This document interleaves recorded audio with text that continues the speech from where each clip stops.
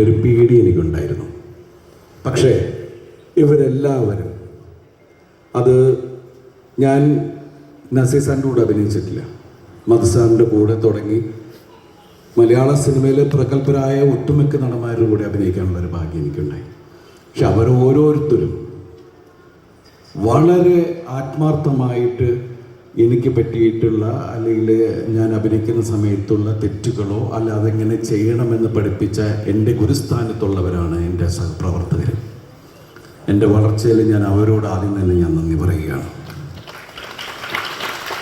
അതുപോലെ തന്നെ 150 സിനിമ എന്നുള്ള ദൈവാനുഗ്രഹം അതുവരെ എത്തിച്ച എൻ്റെ നിർമ്മാതാക്കൾ, എൻ്റെ സംവിധായകർ, എൻ്റെ എഴുത്തുകാർ, എൻ്റെ കൂടെ വർക്ക് ചെയ്ത എല്ലാവരെയും ഞാൻ ഈ നിമിഷം ആത്മാർത്ഥതയോടെ നന്ദിയോടെ ഓർക്കുകയാണ്. കാരണം ഞാൻ ഒറ്റയ്ക്കല്ല ഉറക്കോടച്ചത്. എൻ്റെ കൂടെ എൻ്റെ കോ ആർട്ടിസ്റ്റുകൾ, എൻ്റെ ഡയറക്ടേഴ്സ്, എൻ്റെ റൈറ്റേഴ്സ്, എല്ലാവരും, എൻ്റെ ടെക്നീഷ്യൻസ് എല്ലാവരും, അപ്പം അവരോടൊക്കെ ചേർന്ന് നിന്നിട്ടുള്ളതാണ് എൻ്റെ വിജയം. ഇന്ന് സർവശക്തനായ ദൈവത്തിൻ്റെ അനുഗ്രഹം കൊണ്ട് പ്രിൻസ് ആൻഡ് ഫാമിലി എന്ന് പറഞ്ഞ സിനിമ അതിൻ്റെ 60ാം ദിവസം ആഘോഷിക്കുന്നു. നേരത്തെ ആയിരുന്നെങ്കിൽ ഇത് 120, 150 ദിവസവും ആണ് നമ്മുടെ കണക്കിലെടുക്കുന്നത്. കാരണം ഇന്ന് നമ്മൾ സിനിമയ്ക്ക് 25 ദിവസം, 30 ദിവസം എന്ന് പറയുന്ന ഒരായുസാണ് ഒരു സിനിമയ്ക്ക് വയ്ക്കുന്നത്. അത് കഴിഞ്ഞാൽ ഉടൻ തന്നെ അത് ചിലപ്പോൾ നമുക്കത് OTT കാണാം, ചിലപ്പോൾ നമ്മളത് കണ്ടില്ല എന്ന് വരും. അപ്പം അങ്ങനെയുള്ളൊരു സിനിമയ്ക്ക് അനുകൂലമായ സാഹചര്യമാണോ പ്രതികൂലമായ സാഹചര്യമാണോ നിൽക്കുന്നതെന്ന് എനിക്ക് അങ്ങനെ ഒരു ഈ അവസരത്തിൽ അങ്ങനെ പറയുന്നത് ശരിയല്ല. പക്ഷെ എന്നാലും ഇന്നത്തെ ഒരവസ്ഥയിൽ ഒരു സിനിമ വലിയ വിജയമാവുന്നത് വലിയ കാര്യമാണ്. അതിൽ ഒരു ഭാഗമാവാൻ സാധിച്ചതിൽ നന്ദി പറയുന്നു, പ്രത്യേകിച്ച് ലിസ്റ്റിനോട്. കാരണം മാജിക് ഫ്രെയിംസിൻ്റെ കൂടെ ഞാൻ ആദ്യമായിട്ട് ചെയ്യുന്നൊരു സിനിമയാണത്. ലിസ്റ്റിൻ എടുത്തൊരു വലിയൊരു റിസ്ക് ഉണ്ട്. ആ സമയത്ത് എന്നോട് ഞാൻ കഴിഞ്ഞ ഒരു ഫംഗ്ഷനിൽ പറയണ്ടായി, ദിലീപ് ഏട്ടൻ്റെ സിനിമകളുണ്ട്, ഞാൻ ഒരുപാട് ചിരിച്ച് എൻ്റെ ബാല്യം അല്ലെങ്കിൽ എൻ്റെ വളർച്ച ചെറുപ്പമായിരുന്ന സമയത്ത്, എന്ന് വെച്ചാൽ അദ്ദേഹം വാർദ്ധക്യത്തിലെത്തിയെന്നല്ല ഞാൻ പറയുന്നത്, ആ എൻ്റെ ചെറുപ്പക്കാലം മുഴുവൻ ഗംഭീരമാക്കി തന്നത് അതിലെടുത്ത് പറയേണ്ട ഒരാളാണ് ദിലീപ് ഏട്ടൻ. ദിലീപ് ഏട്ടനെ വെച്ച് ഞാനൊരു സിനിമ ചെയ്യുമ്പോൾ ആ സിനിമ അടിക്കണം എന്ന് വെച്ചാൽ അത് വിജയിക്കണം എന്നുള്ള അദ്ദേഹത്തിൻ്റെ ഒരു എന്താ പറയുന്നത് ആത്മവിശ്വാസം, ഇത് ഗംഭീരമാവും. അതുപോലെ തന്നെ അതിനുവേണ്ടി പ്രയത്നിച്ച ഞാൻ അവരെ സഹോദരങ്ങളെന്നേ പറയുള്ളൂ.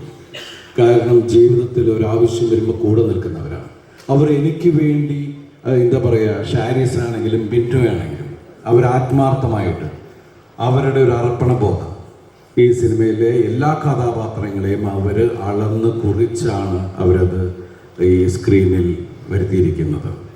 എല്ലാ കാര്യത്തിലും അവർ ഇടപെട്ട് എല്ലാ കാര്യങ്ങളും ഭംഗിയായി ചെയ്തു. ഇതിലെല്ലാ കലാകാരന്മാരും കലാകാരികളും എല്ലാം ആ സംവിധായകനനുസരിച്ച് ഈ സിനിമ ഗംഭീരമാക്കി. അതിലെടുത്ത് പറയേണ്ട ഒരു താരം, ഞാനിതിലെ കഥ കേട്ടപ്പോൾ പറഞ്ഞത്, ഈ പടത്തിൻ്റെ ഹീറോ എന്ന് പറയുന്നത് ശരിക്കും പറഞ്ഞാൽ റാണിയ ചെയ്ത ആ ക്യാരക്ടറാണ്. ആ കഥാപാത്രം മോശമായാൽ ഈ സിനിമ ഭയങ്കര കുഴപ്പമാണ്. അപ്പോൾ പ്രത്യേകമായിട്ടുള്ള, കാരണം റാണിയയുടെ ആദ്യത്തെ സിനിമയാണ്, ഒരു മലയാള സിനിമയ്ക്ക് വലിയൊരു കലാകാരിയെ കൂടി കണ്ടിരിക്കുകയാണ്. അപ്പോൾ അതുപോലെ ഇന്ന് 60 ദിവസം പിന്നിട്ട് നമ്മളിവിടെ ഒരു ശരിക്കും പറഞ്ഞത് ഈ സദസ്സിൽ നിൽക്കേണ്ട ഒരു എന്താ പറയുക, നമ്മൾ വളരെ കുറച്ച് ആളുകളെ ക്ഷണിച്ചിട്ടുള്ളൂ. ഈ സിനിമയുമായി ബന്ധപ്പെട്ട ആൾക്കാരെ മാത്രവും. പിന്നെ നമുക്ക് വളരെ വേണ്ടപ്പെട്ട ആളുകൾ എന്ന് വെച്ചാൽ മലയാള സിനിമയിൽ എല്ലാവരും നമുക്ക് വേണ്ടപ്പെട്ടവരാണ്. പക്ഷെ പെട്ടെന്ന് വിളിച്ച് നമുക്ക് കമ്മ്യൂണിക്കേറ്റ് ചെയ്യാൻ പറ്റുന്ന, അല്ലെങ്കിൽ മാത്രമല്ല അതുപോലെ നമ്മുടെ അസോസിയേഷൻസ്, എല്ലാ അസോസിയേഷനിലെയും എല്ലാ വേണ്ടപ്പെട്ട ആൾക്കാരും ഇവിടെ വന്നിട്ടുണ്ട്. അതാ പറഞ്ഞത്, ഒരു ചെറിയ സദസ്സാണെങ്കിലും ഇവിടെ വന്നിരിക്കുന്ന എല്ലാം വലിയ ആൾക്കാരാണ്. അപ്പോൾ ഈ വേദിയിൽ ഇങ്ങനെ നിന്ന് നിങ്ങളോടെല്ലാം നന്ദി പറയാൻ എനിക്ക് അവസരം തന്ന ദൈവത്തിനോട് ഞാൻ നന്ദി പറയുന്നു. അതുപോലെ 30 വർഷക്കാലം എന്നെ ഇവിടെ നിലനിർത്തിക്കൊണ്ടിരിക്കുന്ന എൻ്റെ പ്രിയപ്പെട്ട എൻ്റെ പ്രേക്ഷകരെ എനിക്ക് തീർത്താത്ത നന്ദിയാണ്. കാരണം അവരുടെ ഒരുപാട് പേരുടെ പ്രാർത്ഥനയാണ് ദിലീപ് എന്ന് പറഞ്ഞ കലാകാരൻ എന്നോട് നോക്കുന്നത്. അതിന് ഞാൻ നന്ദി പറയുന്നു. മലയാള സിനിമയിലെ എല്ലാവരെയും ആരെങ്കിലും ഞാൻ വിട്ടുപോയിട്ടുണ്ടെങ്കിൽ എന്നോട് ക്ഷമിക്കുക. ഈ അവസരത്തിൽ ഇവിടെ വന്നിരിക്കുന്ന എല്ലാവരോടും നന്ദിയും അതുപോലെ എല്ലാവർക്കും എല്ലാ ഐശ്വര്യങ്ങളും നന്മയും നേരുന്നു. പിന്നെ ഞാൻ ലിസ്റ്റിൻ അല്ലാണ്ട് വേറെ ആരെങ്കിലും ഉണ്ടല്ലേ? പിന്നെ എന്നെ സിനിമ കൊണ്ടുവന്ന ഒരുപാട് ആൾക്കാർ ഇവിടെ ഉണ്ട്. എൻ്റെ പ്രൊഡ്യൂസേഴ്സ് കുറേ പേര് ഇവിടെ ഉണ്ട്. മലയാള സിനിമയിലെ ഒട്ടുമിക്ക കമ്പനിയുടെ കൂടെയും വർക്ക് ചെയ്തിട്ടുള്ള ഒരാളാണ് ഞാൻ. അതുകൊണ്ട് ശരിക്കും പറഞ്ഞാൽ ഞങ്ങൾ ഈ 150ാമത്തെ സിനിമ എന്ന് പറഞ്ഞ് ഞങ്ങളൊരു വിളി തുടങ്ങിയിട്ടുണ്ടെങ്കിൽ ഈ സ്റ്റേജിൽ ഈ വേദിയിൽ ഒതുങ്ങുന്നതല്ല. അത്രയും പെരുത്ത് എൻ്റെ സഹപ്രവർത്തകർ, എന്നെ സ്നേഹിക്കുന്ന ആളുകളെല്ലാം ഉണ്ട്. പക്ഷേ നമ്മൾ ഈ ആഘോഷം വീണ്ടും തുടരും. Thank you. ഒരു ചെറിയൊരു കാര്യങ്ങളുണ്ട്. നമ്മളിപ്പോൾ ഒരു സിനിമ ഇറങ്ങി നമ്മൾ 1 പ്രാവശ്യം കാണും, 5 പ്രാവശ്യം കാണും. പക്ഷേ ഒരു സിനിമ 100 പ്രാവശ്യം കാണുന്നുണ്ടെങ്കിൽ മലയാളത്തിൽ ഇന്ന് അത് പറയാനായിട്ട് ഒരേ ഒരു നായകനേ ഉള്ളൂ. ആ നായകനെ നമ്മൾ വിളിക്കുന്നതാണ് ജനങ്ങളുടെ പ്രിയപ്പെട്ട നായകൻ, ജനപ്രിയ നായകൻ Dileep sir. once again let's give it up.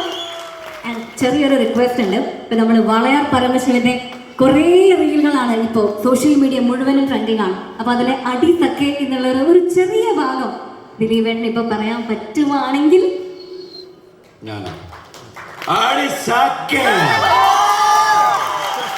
Thank you so much.